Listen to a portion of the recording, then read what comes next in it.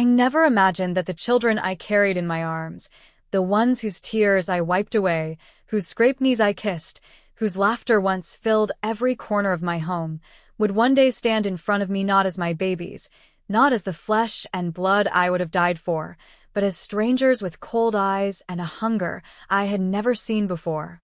That day started like any other, with the soft light of winter spilling through the kitchen window, dust floating lazily in the air as I poured myself a cup of chamomile tea. The kind of quiet in the house was heavy, the kind that makes you feel like even your own heartbeat is too loud. I remember wrapping my hands around the warm cup, feeling the heat seep into my fingers, when the sound came, tires crunching over gravel, not one set, but two. My son's old truck, and right behind it, my daughter's silver sedan. My brow furrowed. They rarely arrived together unless there was some special occasion or some emergency, but this was neither. I stepped toward the window and saw the way my son slammed his door, the way my daughter adjusted her scarf without smiling, her eyes darting toward the house with a look I couldn't quite read, but that made my stomach twist. The front door swung open without a knock. "Mom," my son said flatly, stepping inside like he owned the place. My daughter followed, her heels sharp against the wood, scanning the room as though taking inventory. I tried to smile, to break the tension. "Well, isn't this a surprise? Come in, sit. We don't have time for tea." My daughter cut me off, tossing her purse on the couch, her voice clipped. "We came to settle this once and for all." My hands tightened around the cup. "Settle what?" I asked, my voice already trembling. They exchanged a glance, and my son reached into his jacket, pulling out a folded stack of papers that he slapped down onto the table. The sound was too loud in the quiet room. I looked down, and my heart seemed to stop. It was the land deed. My father's land. 1,200 acres of rolling fields, the oak grove, the little creek that ran through it all. Land that had been in our family for almost a century. Land I had sworn to protect. "You're signing it over to us," my son said, his voice leaving no space for argument. I laughed, a short, stunned sound that felt wrong in my mouth. "You can't be serious." "We are," my daughter said sharply. "You can't manage it anymore. You're 73, Mom. It's time to let go, and let us handle it." Handle it? I knew exactly what that meant. "You mean sell it," I whispered. They didn't answer. And that silence told me everything I needed to know. I pushed the papers back toward them. "No," my son's jaw clenched. "Mom, you don't want to make this harder than it has to be." "I'm not signing," I said, louder this time. That's when his eyes darkened.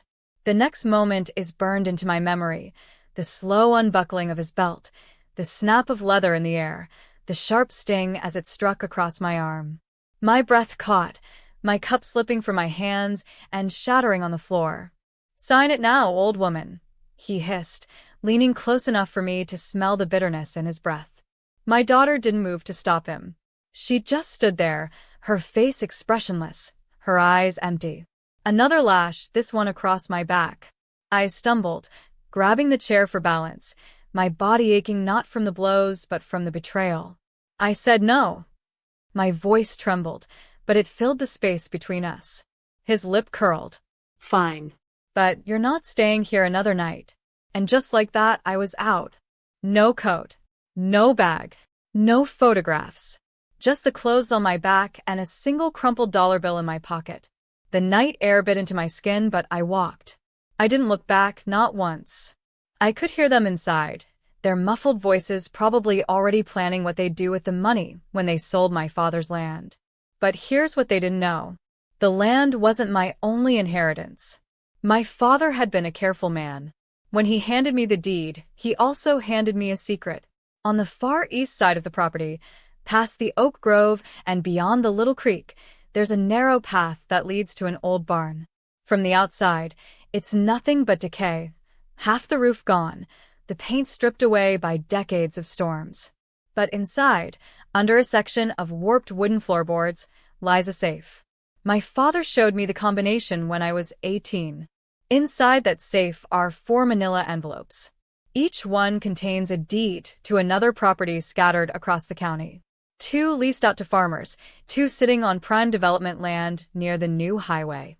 Together, worth more than the 1,200 acres they were so desperate to steal from me. I walked nearly 2 miles to my friend Helen's house.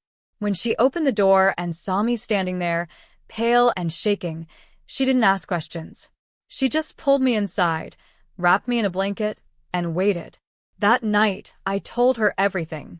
By sunrise, we were in her truck, heading to the barn. We parked on the back road, cut through the tall grass, and slipped inside without being seen. The boards groaned under my weight as I knelt, pried up the old planks, and there it was, the safe, untouched. My hands trembled as I turned the dial, but the combination still worked. The door swung open, and the envelopes were there, exactly as my father had left them. I pulled them out, pressed them to my chest, and in that moment, I felt something I hadn't felt since they'd walked into my kitchen, control. By the time the rest of the town was waking up, I was sitting in a lawyer's office downtown. We drafted papers transferring those properties into a trust, protected, untouchable. The income alone would keep me comfortable for the rest of my life. 1 week later, I heard through the grapevine that my children had sold the 1,200 acres for a fraction of what it was worth to a developer with a reputation for chewing up land and spitting out concrete. Within a month, the grove was gone, the creek rerouted, the fields flattened. And within 6 months, the money was gone too. The big cars, the vacations, the oversized house, all sold or repossessed. The day they showed up on Helen's porch, I almost didn't recognize them. Their clothes were worn, their eyes tired. "Mom," my daughter began, her voice finally soft, we need help." I stood there, looking at the 2 people I had once loved more than life itself, and felt nothing. No anger, no sadness. Just a hollow space where all of that used to be. "I'm sorry," I said quietly, "but I have nothing for you." And it was the truth.